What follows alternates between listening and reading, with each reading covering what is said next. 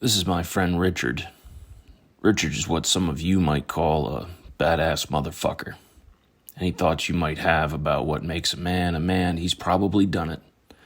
After over 20 years of being a weapon of war, an instrument of death and chaos, Richard has dedicated his life to being an agent of repair and healing. Richard is one of the only people I feel totally comfortable around. He holds very little sacred. He isn't judgmental about human biology. He knows what it is to labor toward peace while holding in check that part of himself that could fucking end you and would if it were necessary. So without further ado, Richard Boyer. So, I knew about this Master's of Medical Cannabis Science and Therapeutics. Started down at the University of Maryland School of Pharmacy. That started back in the fall of 2019. And I heard about that because I was reading up on it. I was like, oh, man, if I wasn't in this Master's of Social Work, I'd be all over that. So I always kept it on my radar.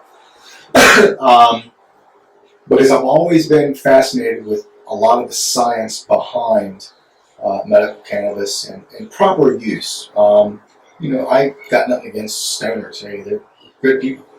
But I think that there is a more efficient, wiser means of using it, kind of like the way they did 70, 80 years ago before it was tarnished and given a bad name. And that's a whole other history lesson, but I know you're well aware that. Oh, yeah. That we have to outlaw marijuana so that white women won't listen to jazz music, worship the devil, and fornicate with black and Filipinos. Something like that, yeah. That's a direct quote. Yeah. Or then the Nixon making it a class 3 to fuck with hippies. Oh, yeah. It's all bullshit. Yeah. So now we all have to lie. The past 80 years has just been... Every time we go and fill out an application... Yeah. I won't finish that sentence. Yeah. Every time you got to fill out an application for something, you have to lie. Yeah, you have to. I won't discern. I won't. I won't say what. Some folks probably already know. Yeah. So, it was on my radar. And I'm like, man, I'd love to, look into that. But okay, at the end of this Master's of Social Work, my GI Bill money is going to be tapped out. I already had to do some student loans because when I was finishing up the first Master's, I couldn't tap into my GI Bill to start the MSW, so I had to do the school loan thing. I'm like, fuck it, it's just money. And so, that I think that's right around 14 grand, which that's not a big deal. And of course, when COVID, I finished, COVID hit, and then all that stuff got delayed. Yeah. I just want to say in passing that listening to you, I'm listening for what does Richard value, and it keeps coming back to, well, Richard doesn't value money. Which is like most people who doesn't value money over other things that like most people do. And the irony always is that like people who don't emphasize a value on money tend to have it. Like they're not enslaved to the acquisition of it. Yeah, well, I certainly don't help them. I mean, I do value money. I mean, you value it for its usefulness, not for its ability to tell you who you are. Yes, because what you value is relationships and pouring into other individuals. Yeah, and that's the theme. At one point in time, I experienced significant financial stability, and it was great. But it's just it's not fulfilling. It's not meaningful. Right. But the old phrase, you can't buy happiness with money. And I'm like, well... Never seen anybody frown on a jet ski. Yeah, but also, in order for you to help people... Yeah. I mean, if love would save us, we wouldn't be so fucking... So, there's this old salty Marine. He's on TikTok, he's on YouTube. Joe Rogan has been quoting him a lot recently. He's the $1 billion man, they call him. He's in his 70s. Oh, what's his name? Do you know what I'm talking about? Yes, I know. He's brutal. Oh, yes. He's vicious. You never see anybody so forthcoming, and that's what I love. You know what I'm talking about? And I think that's where I heard that, because it's like... I heard the same thing. You and I watched the same video. He goes, that's great. You want to save the world. You want to love people. You want to heal people. You want to help the homeless. You want to feed people. You need money, you dumb fuck. Yes. Did you watch that same thing? He was like, you need money, you stupid fuck. You can't do anything without money, you dumbass. Completely, absolutely true. Because when I heard that, I was like... We watched the same video, didn't we? Yeah. Yep. Absolutely. But I am of the mindset of like, okay, money does help facilitate things. Sure. It's I grew up without fucking... If loves and hugs were enough... Yeah. We wouldn't have homeless people. So, but yeah, It sounded familiar to me. I'm like, did we watch the same video? Did I send it to you? No, I didn't jump. What's that guy's name? He's great. A year or so ago, and that's like I just this pure comedy, and then once in a while something like that will pop up, and I'm like, yeah, I gotta see. They call him the billion. He's worth $52 billion or something like that. I can't remember. The one that keeps coming up with, and I like him because again, that's that unbridled. He has that unbridled honesty. Yeah. There's a couple of entrepreneurs that are like, it's super raw. They don't give a shit how you feel about it, telling you the truth. He's like, success is like getting pregnant. Everybody wants to congratulate you. Did you see that? Yeah. But nobody wants to talk about how many times you got fucked. Yeah, and there's another one. It's not from him, but it's in the same ballpark, and then we'll kind of get back to what I'm talking about. Where basically, and I'm going to fuck this up, but I think you get the gist of it. You know, when you're hooking up, you know, the person will help you get undressed, and then you bump uglies. And then you got to get dressed on your own, because once you're fucked, no one gives a shit. You know? Something like that. I thought that was funny. Yeah. But, so you do value money, I mean, but you value money for its utility. Yes, yeah. Not for its ability to tell you who you are. Correct, yeah. I mean, because I grew up without money, and even though I'm still discovering who I was, and I think that's like a never-ending journey, but yeah, that's never been a status thing for me. But you know, this medical cannabis master's program really appealed to me on multiple different levels. On top of me personally kind of geeking out on the science behind it, and then I'm thinking, fuck, man, this is so much better than the pharmaceuticals that's being fed to them. And you know, I want to acquire the academic knowledge of this. You know, get the credential, because not that you really need the credential, but it helps. Honestly, I didn't think that I would be pursuing a third master's degree. But again, it's like $25,000 a year. Fuck it. You know, fuck it. What do you hope to do with it?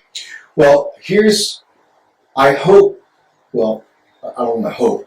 I know that it's going to put me on a trajectory towards a direction into somewhat unknown. And I'm okay with that. And I say unknown because chances are, you know, with the current administration, are they going to deschedule or decriminalize? I don't know. It's fucking hard to say. I do know that I'm pretty confident within a year or two, maybe, at least for Pennsylvania, recreational will become a thing. I could care less. Again, I've got nothing against stoners. Hey, if you want to rip bong heads and do your wake and bake, go for it. You know, if it makes you feel better, go for it. I want to take my past experience, my understanding, and be able to work specifically with veterans, make the connection, instill that trust so that everything that I kind of convey makes sense and something that they can use. And, you know, I certainly wouldn't say, hey, stop taking all your meds and start fucking, you know, taking CBD, which is a little bit THC. No. So, again, not licensed, not a doctor, none of that stuff. But I think that there is the potential, the real potential, to create a path for individuals based on their needs, their situation, their scenario, whatever, to guide them properly, safely, away from the pharmaceuticals, towards medical use of cannabis, and be happier, be healthier. Now, there's some couple other things I truly believe that would supplement and further that, which I've already got an idea in my mind of my project that I'm going to do, you know, for graduation, because I actually have most of it done from the social work program, where in the and you're still registering. You're planning. Or are you already registered for this master's? Well, my packet goes in front of the committee on Monday, and I forget To be accepted, or well, no, not yet. But I forget the title of the woman, but she's like, "Hey, I'm sending your packet to the committee on Monday. If I don't hear back from them in a week, I will contact them," because she's seen all the content of my packet. and this is for Your upcoming Masters or the one you just finished? Yeah, no, for the upcoming. Okay. Yeah, no, I finished in May 2020. Yeah. From social work. I remember, yeah. And so I've had this COVID quarantine time period to really chill, focus a lot of time, spending time with family and playing guitar and stuff like that. But then in the back of my mind, that festering of like, there's got to be something else. There's more to this. Yeah. Make sure that's not okay. And is that ever satiated for you? What do you mean? That festering, there's got to be more? I mean, let's look, just 3 Masters. I know. 20 years in the Army, and then you get out of the Army, and you go, I'm not done. So you do private security. Yeah. And then you get done with that, and you're like, I don't have to work ever again. I'm going to work at a gun store for 50 or 60 hours. Yeah. You know what I mean? Like, no, and that's not a critique of that. No, I know. But is there this unsatiable component of you that has to push, has to drive, I thought about that, because like when I finished, when I graduated with the Masters of Social Work, I'm like, yeah, I'm fucking done, and it felt good. I was more than ready for a break, because you have to think about, for the past 4 years, I was in academic mode, working full time, and I was ready for a break, and then COVID hit, so I was like, hey, perfect timing. So I was fortunate to work from home. Why do we pretend like that isn't innate in us, though? Like, I just talked about this, so I'm going to sound redundant, but I used to run a support group, and we'd always have 1 or 2 times, because we would advertise in the newspaper. So we would get men who just retired and their wives couldn't stand them, 70 years old. Oh, yeah. You need to get some help. Oh, look, they're drinking their coffee, reading the physical newspaper. Go to this. Yeah. Go to this Depression and Men's Needs. Yeah. The acronym was DAMN. I always thought it was funny. Nobody ever picked up on that. It's called Depression and Men's Needs, and I ran that group. And it'd be an attorney or a plumber, somebody who had a vocation, a calling, not a job. They had a calling, and they did that shit for 50 years. I just retired. I don't want to live anymore. Yeah. Within a week. Yeah. Within a week, and the evidence is there. People retire, and if they don't find something to invest or pour themselves into, they fucking die. Yeah. Quick. Yeah, but if you think about this, think of the older generation, 70s and 80s and stuff like that. They work to stay alive. And that's the difference between boomers, Gen X, millennials, and the Z generation is they don't, to harken all the way back to the beginning of our conversation, the difference in civilization and society now, the veneer of civilization and society, and to tie it all together back to violence and everything else. We look at generations who had to survive and we scoff at them. Yeah. As if, because all we've ever known is this veneer, is this bubble of security and safety. We look at those generations that had to survive because your grandfather will keep a pair of old shoelaces because he just might need them. Yeah. And we go, that's fucking stupid, you cheap bastard. Yeah, just go buy a new pair. Just go buy a new pair. Yeah. But, and that's the distinction between the combat vet and the civilian, which would be recognizing that all of this is very thin. Oh yeah.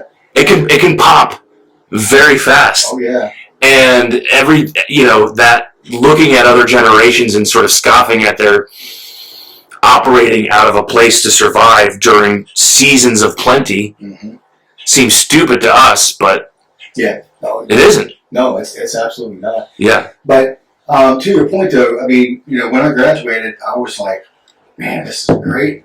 I can chill, spend time at home. I was able to play the guitar a whole lot more. And I used the term, something festering. I'm like, man, there's something else. Well, at the time, I'm kind of assessing the landscape of trying to future forecast of, okay, well, I'm not going to be picking up a teaching gig. Not that I need it, but it would be great.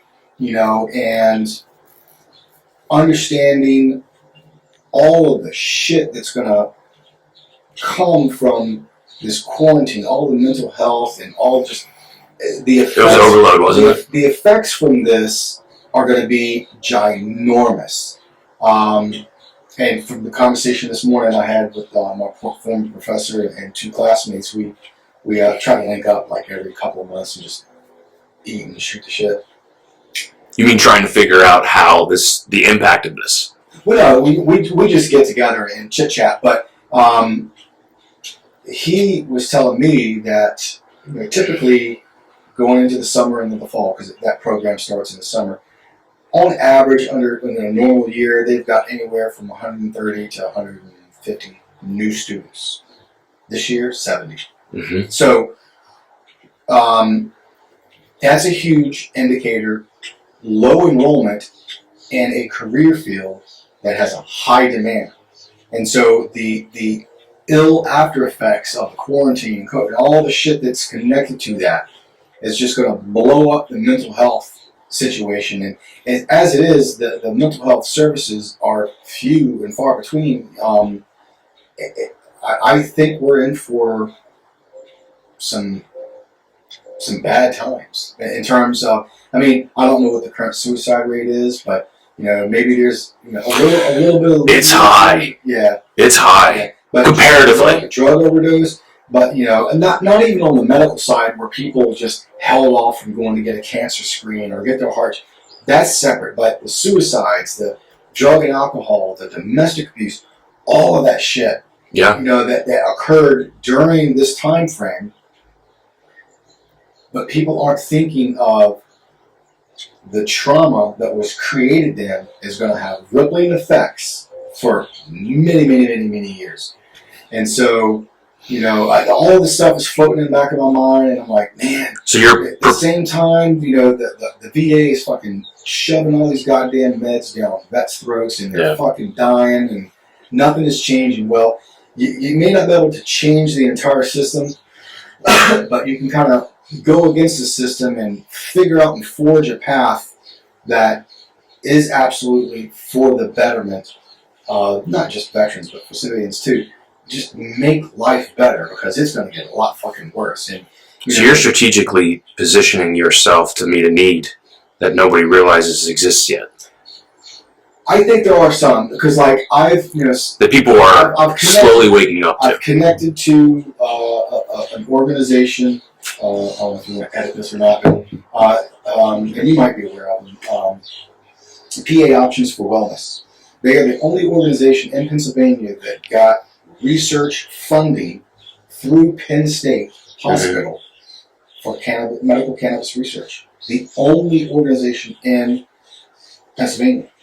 Now, I don't know what the current status of it is. I know that that occurred, and then there's been this lag because of all sorts of stuff.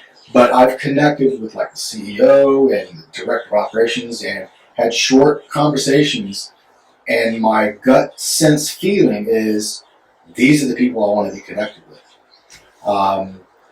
Now, I believe they are, I don't know if they're for-profit or not. Honestly, off the top of my head. But they are connected. They've opened up a dispensary in Lancaster. Fruitville?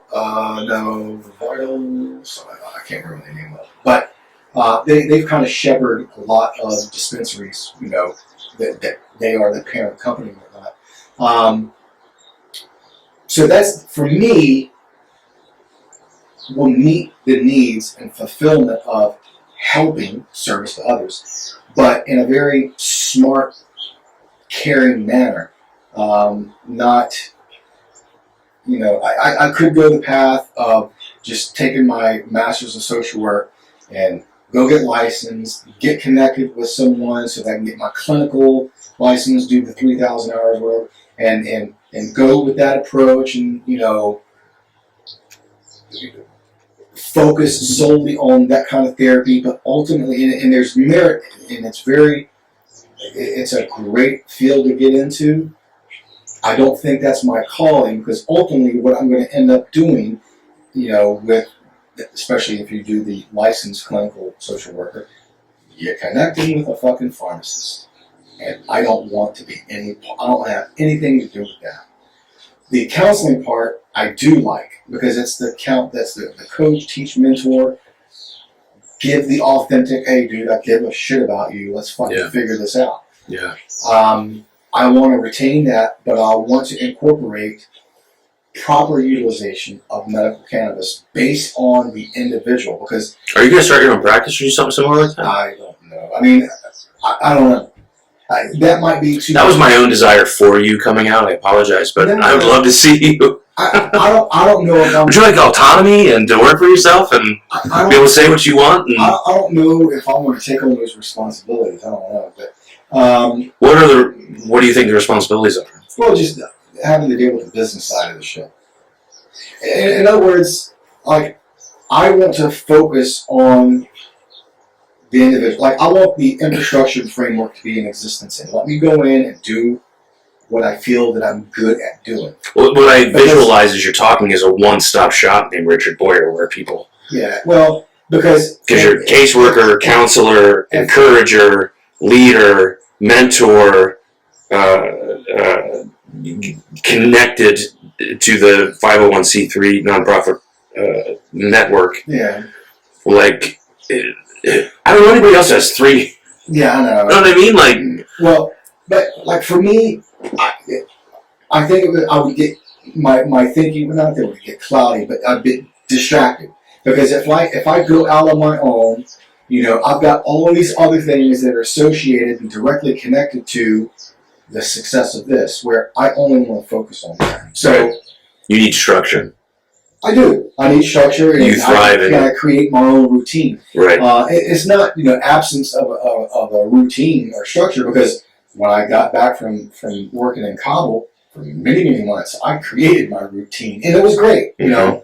It helped being financially stable, but even then, it wasn't so much a structured routine. It was like I need to be connected. I need to be doing something that's meaningful and does pay the bills. Yeah. So it's been an odd, unusual transition and journey for me, spending 20 years in the military, working overseas, coming back, and the path that I've gone, and here I am on the cusp of getting ready to start a third master's. Some people might think, "The fuck are you doing, dude?" I don't know. I don't personally know anyone else that has 3 masters. Mm-hmm. But I do understand from the outside looking in, you could easily say, well, fuck, that person's never happy doing what they're doing.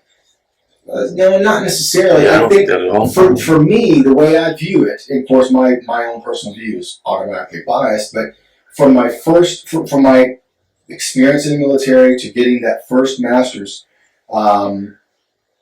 that led into the Masters of Social Work. I mean, all this stuff started just kind of mixing together, and it made sense, And then once I finished that Masters, it's not that it was festering like I got to do more. I got to go. I'm thinking of something more efficient, something better, something definitely effective, and be realistic, not some fairy tale bullshit, but something that's really going to be a future demand that's connected with my own thoughts, beliefs, principles, views, all that bullshit tied up, that I can connect with and enjoy. Because if I'm, if I going down this path, if I ultimately end up, working 10, 12 hours a day, which I probably won't, I'm not going to come home and burn the fuck out, because I'm going to be enjoying what I'm doing. My current job is great. I like it. It's rewarding. It has set me up for a lot of success and opening doors,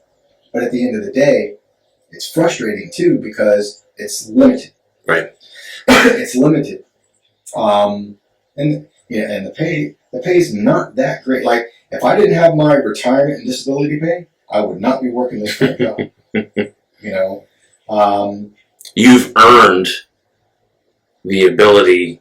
You've earned the privilege of serving without having to consider compensation. Yeah. That's how our country works. Yeah, but we don't pay caretakers. We don't pay people who give a shit about society. I mean, growing up, I was poor as fuck. Once I got of age to work, I was like, well, if I want anything, I'm gonna have to fucking work and get it. So that mindset of working, to get things, I've been without, so I know what it's like. I know how it feels, and it fucking sucks. But where I am right now in life, I've got it fucking made. I could stop right now and I could live happily ever after. But I'm not going to. But you wouldn't be happy. No. It's like I saw the Marvel Universe Iron Man whole thing go, but could you rest? Yeah. And that's one thing that when I did finish the social work degree, and then the COVID shit kicked off, and I did recognize, what, I do need to be better at balance, because keep in mind the past 4 years working full time and in graduate school, and so I did well. I did okay with making sure that I was with my family during a time of need, or making sure that I'm there, but it was sporadic and, whatever. And so this COVID quarantine thing really helped a lot, because I was like, okay, I need better balance. Okay, so I'm going to be working from home. I got no schoolwork. I'm still going to go down rabbit holes because I love learning about shit. I got to spend more time playing guitar. I mean, there were times where I would go jam on my guitar for like 6 hours fucking straight. Loving it. I hadn't been able to do that in so long. But I started not getting caught up in that routine, but I was like, oh, wait a minute, I need to pump brakes. I don't need to be going in there 6 hours every other day. I need to balance things out. I need to do stuff in the yard. I need to get the wife out of the house. I need to start doing these things, because... What is the consequence behind failing the need? So if you said to yourself, I don't need to be doing this, which is an interesting way to frame things, which is probably an example of the question, like, what's the distinction between you and other people who have suffered similarly but don't have the kind of drive that you have? If what is the consequence for when you say, I don't need to, but you persist in what you want to, what's the consequence? The consequence of not... The consequence of continuing to satiate your own desires rather than being a servant to your community. What happens? Because it's sort of thematic of what we've talked about. You pursue what you enjoy, you pursue pleasure, you feel dissatisfied, you invest in community. Yeah. Well, so what's the consequence for not? I don't know. I mean... I don't know. That's just a process in my brain. I mean, it's not so much that I was dissatisfied. It's just like I felt that there's more to be done, or But you talk about that like it's normative. I hear you. Yeah. But if everybody shared that, they wouldn't need people like you and I. We need to wrap up. No. It is. We've been talking for an hour and 40 minutes. No, I was just making sure that. But if that was normative, people recognized that doing what pleased them all the time. I can't imagine. Wasn't going to satisfy them. Like, that's one thing that baffled me when I talked about. Before I committed to the decision to join the Army, I was around great people, really solid, good work ethic, they good responsibilities, but it's like they got to their certain point in life and just stopped. And I'm like, I don't want that. And, it's not that I have to achieve as high as I can go, but for me, it's just the desire and thirst for knowledge and application of that knowledge and just exploring. Yeah. For me, I guess the consequence of not doing that, life would fucking suck. Right. I mean, there's the distinction between being happy or being content. Being content is where I'm at. Happiness is is what we use to sell people hamburgers and Coca-Cola. Happiness is just like a temporary, flickering thing. But for me, I feel lucky, fortunate. I mean, the first Masters led into the second Masters, and then there's this lull of time. But then, I still absolutely feel a connection of the two previous Masters going into this third, because once I complete that, with experience, personal experience, different skill sets, different approaches and frameworks, all of that culminated together, I would like to believe that it's going to position me, not to be marketable, to go out and make a shit ton of money. That'll be great. I won't turn that down unless it goes against my own values. Because I was asked that this morning. An interesting, my classmate, she's phenomenal woman. You've been probed every which way today, haven't you? we always have these really good. She goes, so once once you get this, are you going to go private sector? I'm like, I don't know. I haven't really thought about it. Because what you value is where you can be utilized and optimized the most. Yeah, because I said, well, I'm certainly going to explore all possibilities, but if I drop my name in a hat for some for-profit company, it's private or whatever, and they're offering this like ridiculous package, I'm not going to automatically go, yep, sign me up. Right. I've got a lot of fucking questions. Sure. Like, you understand that's what makes you an anomaly and fascinating. That's what we're talking. Do you really? I know you don't see that, but I mean, why would most of the people who operate that way? But why would you want to just because of the money jump in and to go, fuck yeah, I'm making $80,000 a year? Well, you know what? Yeah. Your fucking boss Yeah. is a corrupt, integraless piece of fucking shit. Right. That has this outer, I'm gonna steal your word, outer veneer of some. No, they're a fucking, at the core, they're a piece of shit. Yeah. And so is his boss, and so is the fucking CEO. I don't want to have anything to do with people that I can't see value in as a person. Right. I don't care how much fucking money they offer. I would rather go work for nonprofit where each person in the chain, not in all cases, because there are some nonprofit organizations that are fucked up, but each person in that food chain is authentic and they're there for the right reasons. I'll fucking be there in a heartbeat. And if I'm barely able to put food on the table, hey, I'm fucking surviving. But you're happy, you're content, you're satisfied, you feel fulfilled in your work. Absolutely, because. So you have conversations with you are judging yourself based on the perception of 85-year-old you sitting on the porch in a rocking chair.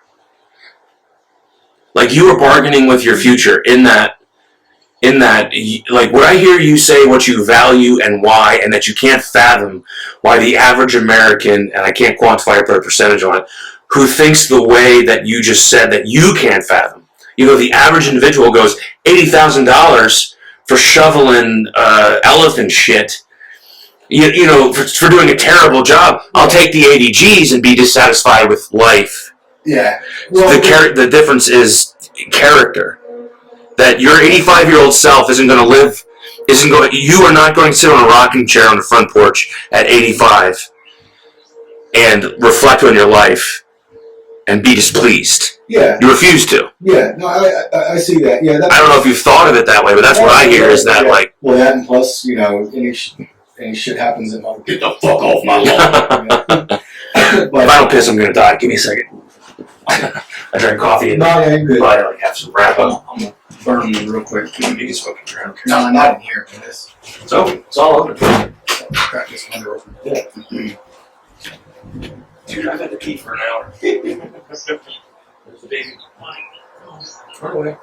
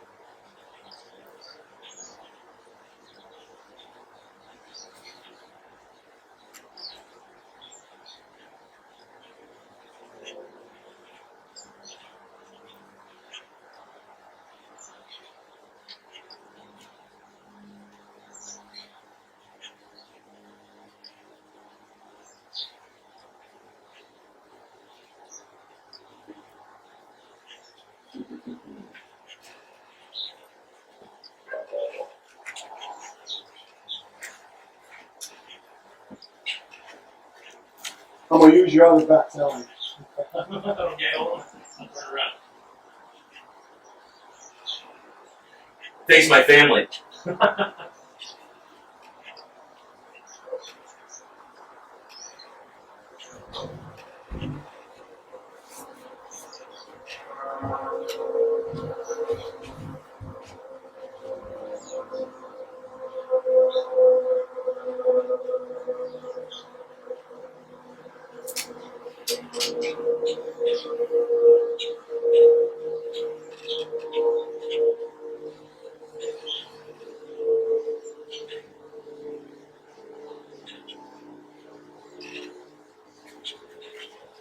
I've been pounding Gatorade all day. So.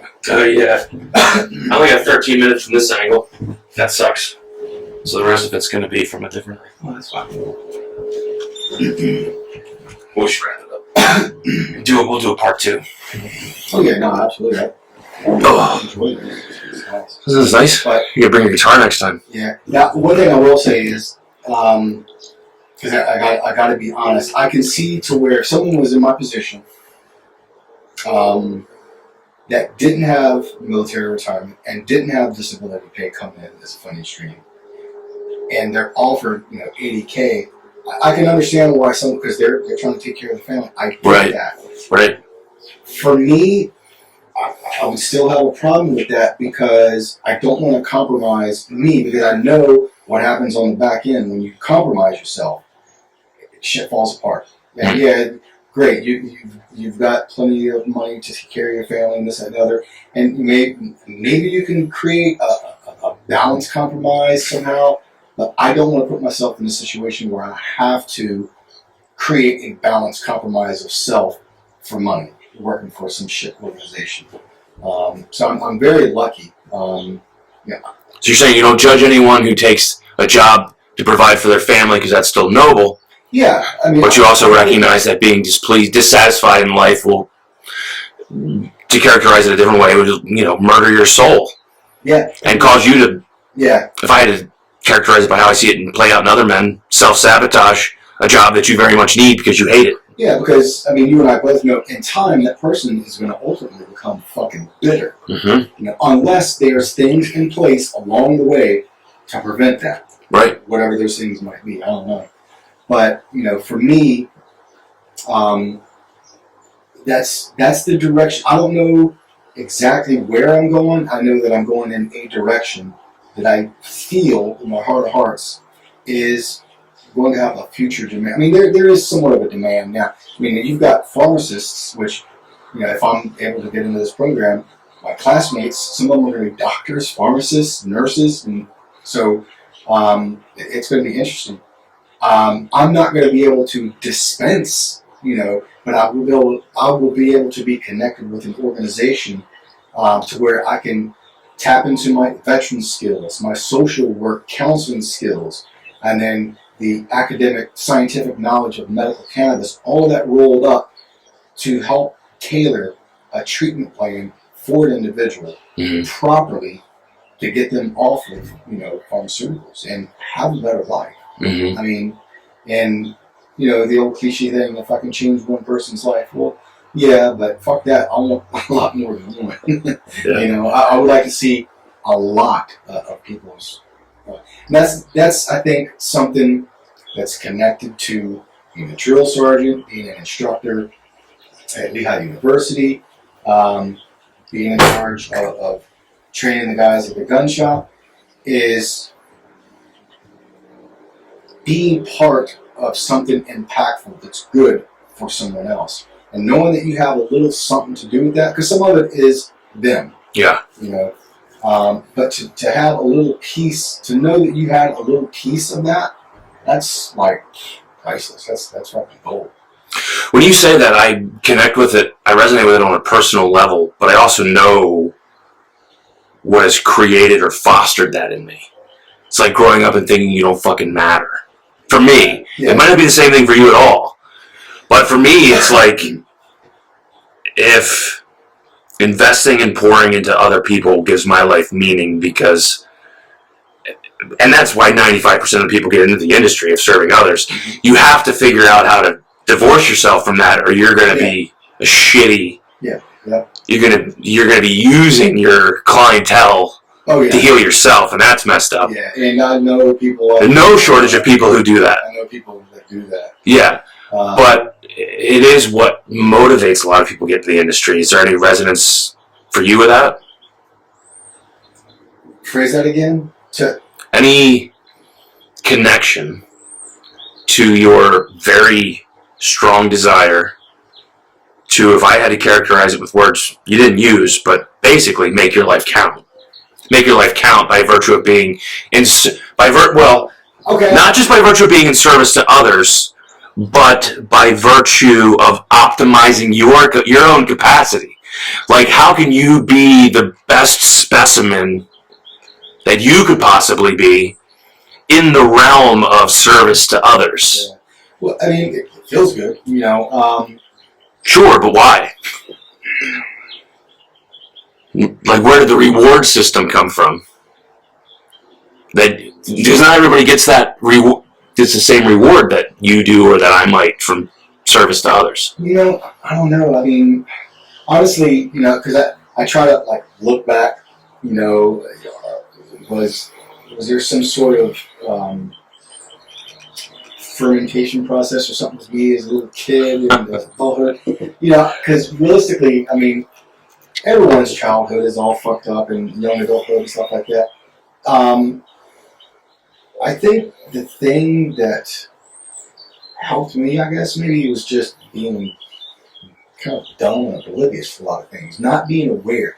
And a funny phrase that I've used so many times before is, you know, when I committed to leave where I grew up and leave all my friends, and family and stuff like that, I kind of gave up one dysfunctional family for a whole new dysfunctional family called the Army. Mm-hmm. But as much as it's not that I detest the Army now, but I'm appreciative because I grew as an individual. It helped me understand the world a lot more than if I would have stayed in Lynchburg, Virginia. Mm-hmm. But it came with a cost. Mm-hmm. It came with a big cost. So as much as I'm grateful for it, at the same time, you know, I kind of glint my eyes a little bit at especially the way the Army is now. Like that's a whole different story. But for me, like personally, just, you know, wanting to pursue things for the greater good, for the better. I mean, it makes me feel good. You know, where does that come from? Just, I guess, knowing that I'm helping someone. Because, I mean, I do believe that, and this might kind of get into that Jordan Peterson territory, where if you can help a person, it's going to help their family, it's going to help their community. So it has this ripple effect. Mm-hmm. And the more people that you can help create positive impact, the better life can be. Because life in general, I mean, you're fighting against forces, natural forces, that bad shit's going to happen all the fucking time. Right. So there needs to be... Nature has a conspiracy against you to kill you, and it's going to win. Absolutely. In the end. Yeah, absolutely. Life is suffering. There needs to be a concerted effort towards doing things to counter that. Right. And that's what I guess I want to kind of be part of, you know? Yeah. The data bears it out, but people don't know it. Like, so 10 or 15 years ago, I read a study that was just probably not accurate anymore, but if you as a household made $50,000 to $70,000 a year, which means that you covered all your bills and had a little bit of money for recreation, you were in the threshold for being happy. Yeah. Now, just beneath that are the people who are trying to claw their way into the middle class. Mm-hmm. They're miserable. But beneath them are people who are living in abject poverty, who quantifiably experience more levels of contentment and happiness. Yeah. Which people are going to hear this and be like, be mad about it. But it's true. Why? Because they're living with all their relatives, they're living in community, and they're distributing the load of survival, which humans experience contentment and happiness and appreciation and gratitude when they're trying to survive, not when they're existing in plenty. Yeah.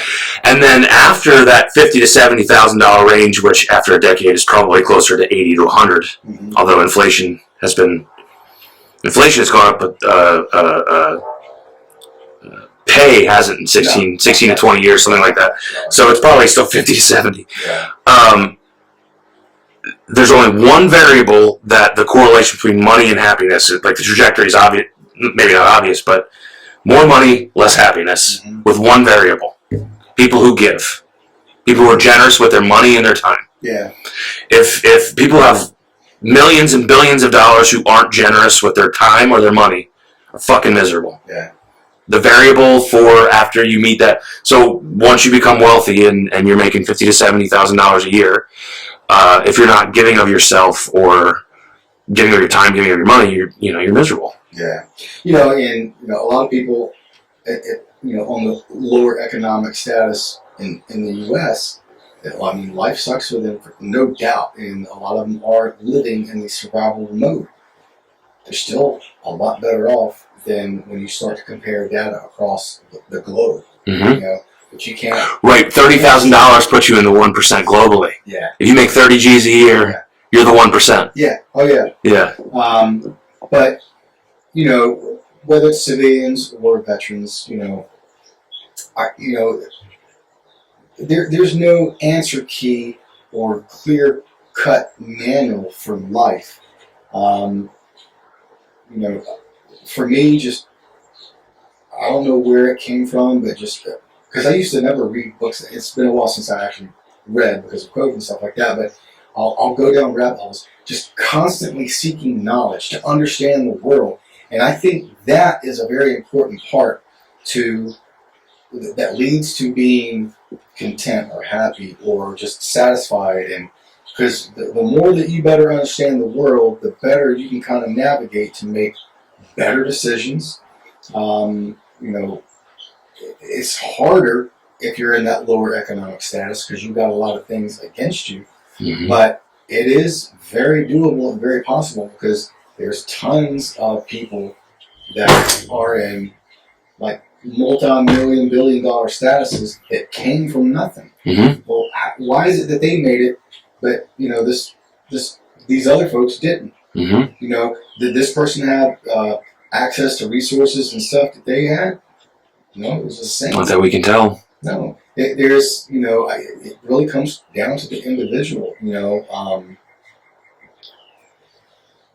I don't know. It's strange, but to kind of connect all of this, back to the veteran community, I'm sure you'll agree with me. It's very rewarding. It feels good, but there's also an element that's just like, these motherfuckers, man. And you can say that to that demographic. Yes. You can say, "You motherfucker," and they'll respond. It's like instead of it's turning into a puddle in your office. Weird split emotion of, I want to try to help as many as I can as possible, and then on the other hand, some of them I just want to fucking punch in the throat. And again, you can say to them, "Yeah, I want to punch you in the fucking throat. You're pissing me off." It's frustrating because, and this kind of gets into a gray area. There are some veterans, not all, but there are some veterans that are just beyond fucked up. And what I mean is they've got not necessarily an inflated ego, but they have no other identity other than being a veteran. And it's like, as soon as that walks in the door of my office, it's like, for me, I mean, I spent 20 years, I'm a veteran, but that was a job that I did, and that's over and done with. Right. You're supposed to move on. Yeah, you're not supposed to find your identity in being dysfunctional. Yeah, I have no rank, I have nothing. Right. But like, I have a good friend, and I won't say his name because I'm connected with him on Facebook. He retired as a first sergeant. Spent 22 years, I think. Yeah, about 22. Him and I grew up together. Him and I would rip ball hits, and he would buy weed off of me and stuff like that. We knew each other. He went in the Army before me. Great guy, solid dude. But he's one of those guys, love him to death, but he still has that thought mentality. He's still a first sergeant. And, every so often, some of his previous soldiers, hey, Top, what's going on, on Facebook and stuff like that. Part of me wanted to write him one time and say, look, dude, you gotta let this shit go. You're not fucking top. Top is like a term of endearment for a company first sergeant because it's the top, senior enlisted. I was like, dude, you need to let this shit go. That's fucking over and done with. Yeah. You're not there anymore. And that identity of being a soldier or whatever, some of these fuckers can't let that shit go. And their life just fucking spirals. They're certainly not happy. And you can read and assess that just like that. My only connection to the fucking Army is my retirement pay and disability pay that I get every month. Other than that, fuck off. Right. I'm fucking done with you. Yeah. But you and I share that in common in our disdain for people who find their identity in collectivism or in a group. I fucking hate that. Right. Because the moment you get two people together, 2+, and it really only takes two, to sort of identify together, the priority becomes the preservation of the identity of the group rather than the individuals who make it up. Yeah, and it's just like... And so if you have an attachment to a previous chapter in your life and you never move on from it, well, that's no different than the gentleman I was talking to earlier who's grieving the loss of a loved one. That's where you stay. Yeah. If your identity is that forever, then you stay that forever. You never grow beyond it. Yeah, and to me, that's just, it's hard for my brain to process of, okay, and this kind of feeds into some of the social work content. Why would a veteran who spent however many years, whether it's 6, 8, 20, doesn't matter, why are they clinging on to that identity? That doesn't make sense to me.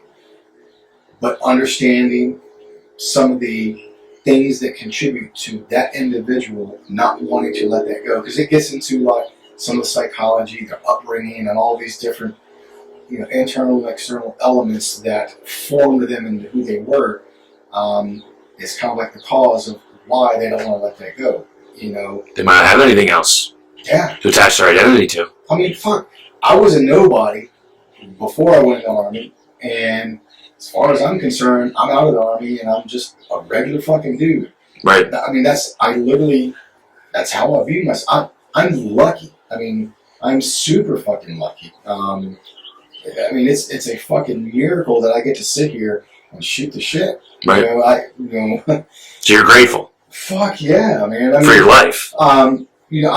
I had worse close calls in Kabul than I did in Iraq, which I kind of mentioned. Working over there for 90 days, coming back for 30, it was great. I mean, I was fucking getting paid when I came home, plane ticket, set up in a nice fucking 5-star hotel in Dubai. The time frame that I was over there were multiple significant events, like the U.S. Embassy was attacked. And just to kind of put that in perspective, let me get oriented. That park, the pavilion, is like right there. Mm-hmm. That's like the U.S. Embassy. Okay, from where you were? Yeah. And then ISAF headquarters would have been... ISAF headquarters were probably just before the stop sign was at Lemon Street. Mm-hmm. Probably just... So, I mean, they were relatively close. So, that was a significant attack because, that was the 10-year anniversary of 9/11. Right. But there were, in and around the green zone, always fucking suicide bombers and fucking all sorts of shit. Just always stuff going on. And that specific event, I was inside the National Operations Center to where, I had eyes and ears of everything that was going on. I was just like fucking geeking out. And all of the Army Corps of Engineers, the civilians, there were like 300 people on this compound. We had well-built, structured bunkers, and everybody was already in because the fucking alarm had gone off and this and that. So they're all in there, and about an hour later, I'm like, okay, because I'm part of the main security for the compound, I'm going around to the bunkers, checking on everyone, making sure, because there's food and there's MREs and stuff in there. So about an hour into this, I step outside and I take like 2 steps and I literally hear, and it was an RPG. Now I didn't see it, but I heard it. It was so close. It's a wonder I didn't feel the concussion coming off of the propellant. It kept going. They found them like the day and a half later. They did not explode, but they went above our compound out into a field. Jeez. So as soon as, it was so loud, I dropped down thinking that, fuck, I'm going to get blasted by shrapnel. So I jumped down. I run back in and say, hey, we just had a fucking RPG fly overhead, like literally 15, 20 feet. That's how it sounded. Mm-hmm. And so they're sending radio stuff out, and I'm like, all right, well, I'm going to go back around, I'm going to check on everyone. So I step out, get about 4 steps. I'm like, fuck. And this time I had my walkie-talkie. Hey, I had a fucking another one, so I just kept going. So that was a bit alarming. I circled back around, and then we have this smoking pit where there's a bunch of nice tall pine trees and a table, and there was like 1 or 2 other people. They weren't supposed to be there. Just over there smoke. Of course, I'm smoking around it because no one's gonna fucking say anything. So I stop over there, chit chat with them, and then you hear AK-47 fire hitting the top of the trees.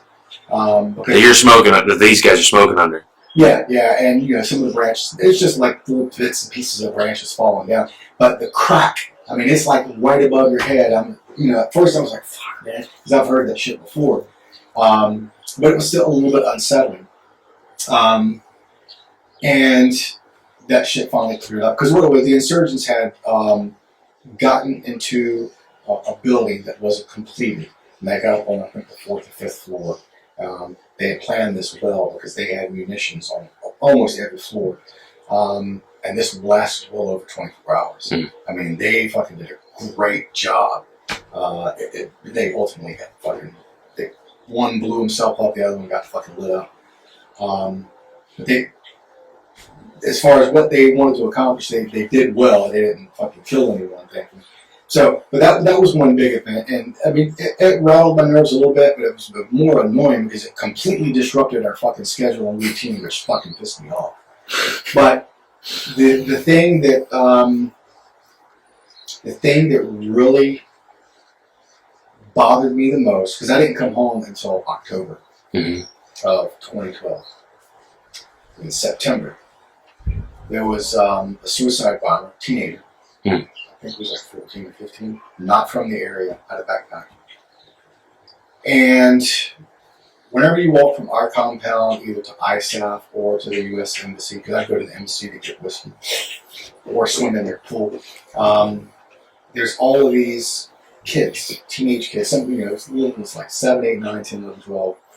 And there was this group of kids. They were always selling bracelets and all sorts of trinkets and stuff. These little kids were fucking smart. Because all the different contingents there, you've got Belgian, you've got French, German. These fucking kids are like rattling shit off like fluently. And I'm like, damn, it's, phrases, bits and pieces and stuff here.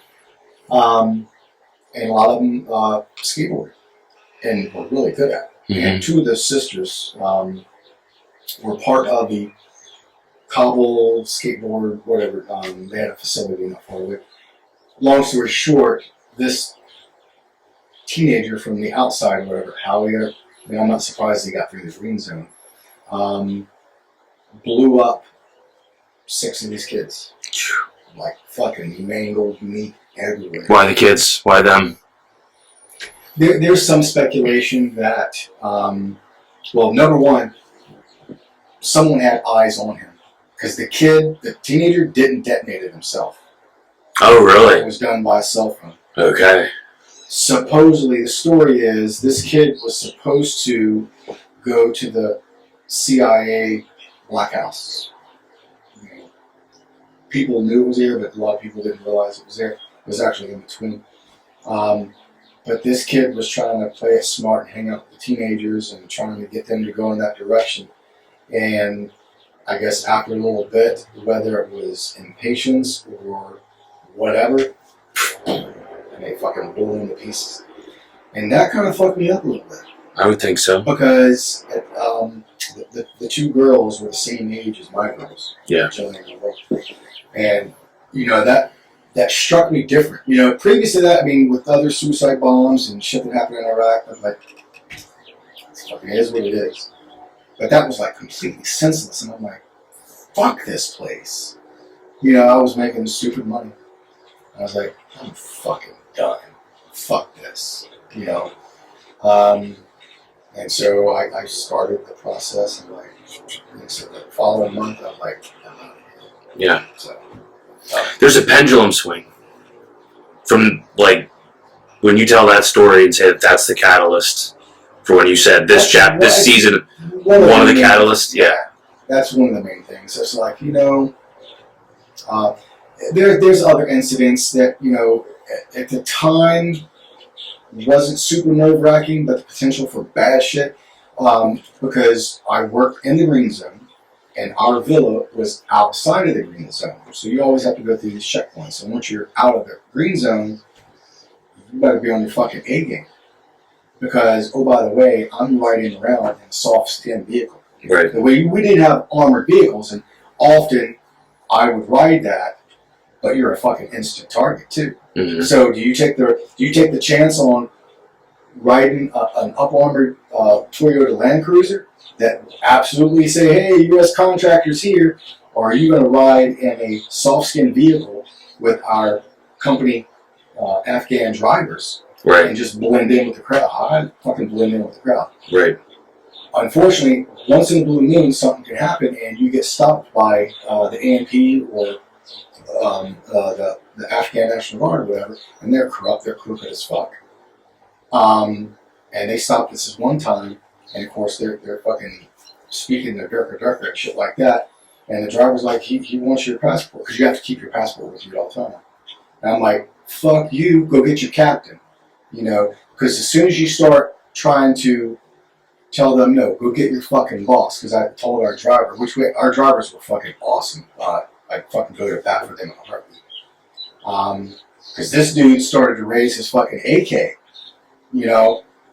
they're wanting their fucking because if they get a hold of your passport, you're fucked. Right. You are fucked. Yeah. Not just going through their corrupt legal system, but you're fucked. You're targeted. You're fucking done. Yeah. And so, I held it up to the glass, and he was, I was like, no, fuck no. And I told the driver, I said, tell him to go get his fucking captain. And then, so his captain came out, and then they were going back, or whatever, and that issue got resolved. But that happened many a times. There was that, and then back then, Karzai was the fucking head guru, fucking Durka. And his security detail, they were fucking good. They would fucking clear the streets. And often, like if we were en route to this, happened to me one time. We were en route to the airport. I was leaving. This is like the second time I was going home. And out of fucking nowhere, here comes this fucking entourage. If you don't stop, they will fucking shoot you. They will absolutely fucking shoot you. So we're on a main road, and they're coming across, and they fucking stop like right in the middle of the fucking road. And, we're probably 40 yards-ish away, and they got their fucking weapons pointed at us, and that was very unsettling. Because they can do whatever the fuck they want, and nothing will happen. Mm-hmm. So that alone was just like, fuck. And so, there goes Karzai and his convoy, and they're fucking gone, and they're fucking still sitting there waiting. And like a solid 5 to 7 minutes had gone by, and they were fucking long gone. And your transport, we're still fucking sitting there, and that security detail needed to watch you for whatever reason, even though. Well, it's not that they were watching us. For whatever reason, they remained there, and we're like, what the fuck? And our driver, fucking Brit guy, he's fucking crazy as fuck. He fucking popped the clutch like this, and they fucking fired a round into his hood. No shit. And then we were like, okay. And then like 2 minutes later, they fucking took off. I'm like, holy fuck, man. So, yeah, to a certain extent, I absolutely sold my soul, for that money over there. But that event changed that. I'm like, you know what, fuck this. I need to go home. I need to be with the family. Because, yeah, it's great that I'm making all this money, but I'm done. I'm fucking done with fighting and war. My cup is fucking full. I don't want to, have to tap into this anymore. It's still there. I mean, back to the point earlier where, having the mentality to kill, you don't lose that. That's not a perishable skill. Mm-hmm. That's something that, if in the moment, if you absolutely have to do it, if you don't have it within you, then you're fucked. Yeah. I think the difficulty is that, and anger is one of those niche markets that I have, anger, rage, Mm-hmm. As far as clientele go, the difficulty being that when somebody pours wrath or anger or trauma, or you see or consume it in some capacity, it is like a reservoir that can only be filled so long before it requires disbursement. You have to find...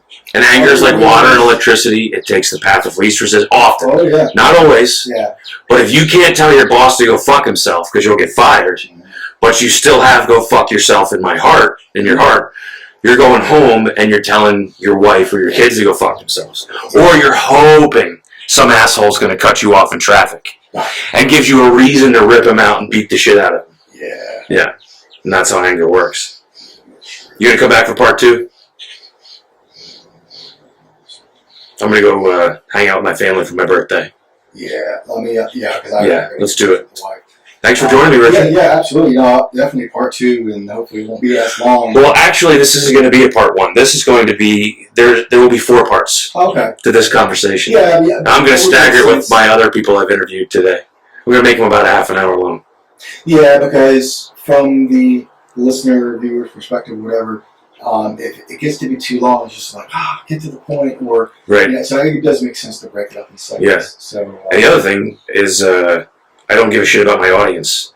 I've done enough blogging, I've done enough writing, I've done enough marketing that I care about who's sitting across from me, and you and I are talking today on my birthday because that's what I wanted to do. Yeah, and that's cool. Yeah, that's why I said, look, I can totally relate if you want to do stuff on your birthday. No, I wanted to sit with you for 2 hours and talk to you about it.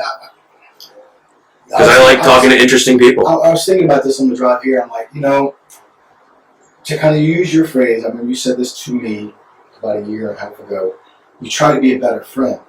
Life gets so fucking busy. We get scattered. We live 1.6 miles. I know. And I've not seen you for a year and a half. Yeah. I'm like, and I was thinking about that. I'm like, fuck. But you and I interact every day on social media. Yeah, yes, and that's great. I'm sorry, and I'm thankful for that. Yeah. But it is interesting to live so close, because I mean I have other folks that I consider good close friends that live far away geographically, but we connect and chit chat almost every other day, and so that'll suffice. But I feel like, man, I've got no fucking excuse. I love so goddamn close. Yeah. But. Well, I think that there are times, and I don't experience this a lot because I deal with, personally, anxious attachment. But there are certain relationships, and they're rare, that you have where anxious attachment does not necessitate proximity all the time. And this feels like one of them to me. Yeah. Like, you're a stable dude. Yeah. I know where I stand with you. You know where you stand with me. Yeah. I don't need to make sure we're okay. Yeah. And that's liberating. I mean, it is. Well, and it's funny because there's good friends that I grew up with, Mickey and Brian. They were literally like brothers to me. I've not physically seen them. What is this, 2021? The last time I was in Virginia was 2014 or 2015. I'm not sure, I can't remember. I hadn't seen, when I saw them then, I had not seen them since 97, 98. Mm-hmm. Picked up just like that. Right where you were. Yeah, and you're certainly one of those people I would put in the same category that, for whatever reason, other than chit-chatting on social media, if I don't physically see you for a year or two, nothing changed. It's okay. Yeah, it's okay. And that's great. So you kind of get to enjoy the moment of time of getting caught up, oh, this happened, or this, and kind of fill in the knowledge gap and stuff. And right. when you're ever done with, it's like, Yeah. continue on. You know? I feel compelled. You asked me that question when we first started, like, what are you up to? So I had to wrestle with, and then we need to end. I did 8 years and I didn't turn away a single client. 8 years. Holy shit. 8 years of, Ryan, I can't pay you, that's fine. Yeah. And that's great to a point. And it got to the point. Yeah. Where it was no longer great. Yeah. Not just financially, but emotionally, personally. Why are you doing that? Yeah. What's the motivation for doing that?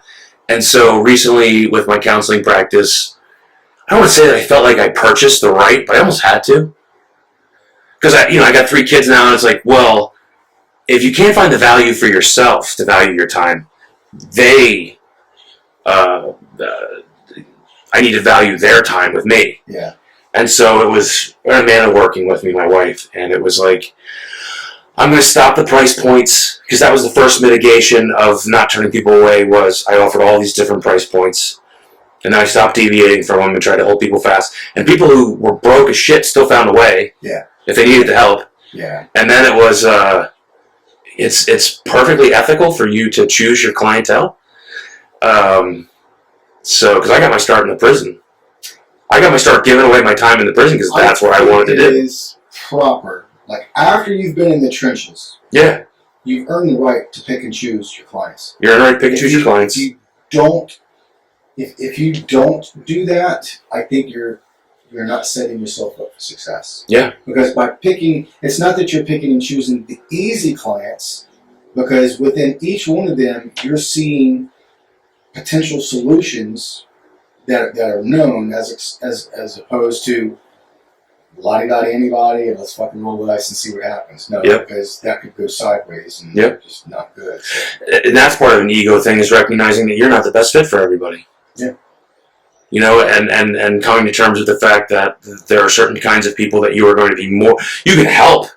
I can help almost anybody who comes through my door, but they're going to get further with somebody else. Yeah, no matter what your experience or your current skill sets are, at the end of the day, they themselves just may not be ready to move forward. And it may... That's the big thing. And it may...